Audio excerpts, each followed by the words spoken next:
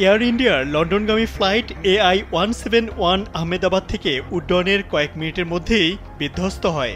বিমানটি তখন প্রায় 825 ফুট উচ্চতায় ছিল।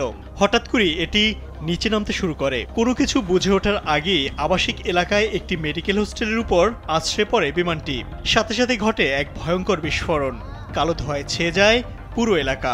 কিছুক্ষণ পরেই উদ্ধার অভিযান শুরু করা হয়। স্থানীয় পুলিশ জানায় বিমান বিধ্বস্তের ঘটনায় কেউ বেঁচে নেই, কিন্তু ভয়াবহ বিমান দুর্ঘটনায় সবাইকে মৃত ঘোষণা করার কয়েক ঘন্টা পরেই ঘটে এক চমকপ্রদ ঘটনা। পুলিশ জানিয়েছে এই দুর্ঘটনায় একজন যাত্রী অলৌকিকভাবে বেঁচে গেছেন।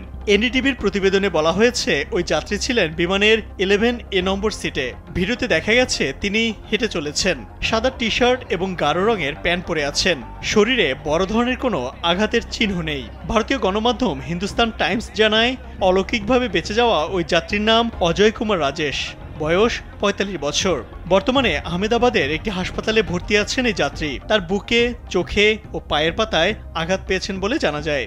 ভয়াবহ সেই বিমান দুর্ঘটনায় একজন যাত্রীর বেঁচে যাওয়ার খবর দুর্ঘটনাটিকে আরও নাটকীয় এবং বিস্ময়কর করে তুলেছে।